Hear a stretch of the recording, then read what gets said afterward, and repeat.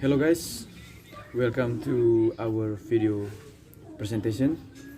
Okay, in this video, our group will discuss, will presentate about the third method, that is the total physical response method. So in this video, we will talk about the definition about this method, the purpose, the advantage, disadvantage, and about how to using this method.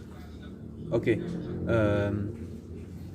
total physical response is a method of teaching language concepts or vocabulary by using physical movements to react to verbal input.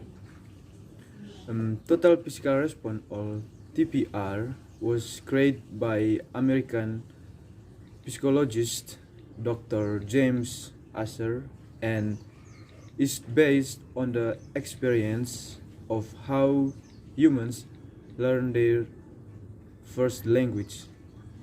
You see, when children learn their mother tongue, their parents and carriers are very physically involved in imparting language.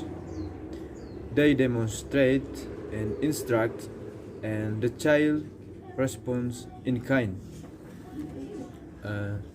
No one demands or requires very small children to speak at all, only to listen and understand, which is to say, to comprehend. The result is that we acquire our mother tongue rather than learn it as we do additional language. Therefore, the idea of total physical response in a nutshell is to create a neural link between speech and action. Okay, now we move to the purpose of the total physical response method. In total physical response method, the instructor gives instructions to students in the target language with body movements, and students respond with full body actions. This method is an example of an understanding approach in language teaching. The goal of total physical response method is to create a brain connection between speech and action to improve language learning and vocabulary and phrasal verbs. Okay guys, let's continue. And the next is about advantages and disadvantages of using GPR. Okay, the first one is about advantages. Okay, a lot of advantages in using GPR.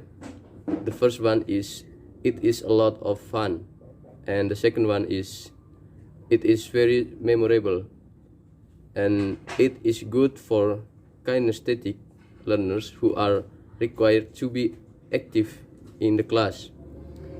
And next, it can be used both in large or small classes. It works well with mixed ability classes, and it is no need to have a lot of preparation or materials using the GPR. It is very effective with teenagers and young learners. It involves both left and right brain learning. And next, the second one is about disadvantages of using GPR. The first one is students who are not used to such things might find it embarrassing, and it is not flexibly used to teach everything, and if used a lot of, it will become repetitive. And Although the use of GPR in the classroom has often been effective, it does have its flaws. Okay, the next slide I will explain about a method which work very well when teaching about some of the following subjects, such as the first, vocabulary particular verbs. Total physical response or TPR may be used to teach many types of the vocabulary but works best when teaching vocabulary connected with action. It is an effective strategy to use with English language learners as well as with native speakers when learning new words.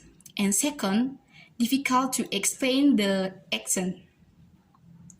Okay, or thing wiggle, slides, and lines.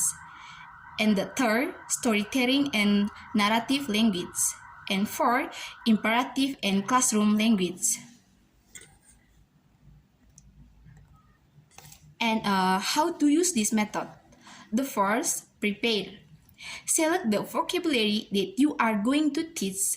Gather any equipment, props, or pictures you will need to illustrate the meaning of the word. Second, teacher modeling. Say the new vocabulary for the students. As you do this, use gesture, facial expression, prop, or body movement to illustrate the meaning of the word. And the third, student modeling.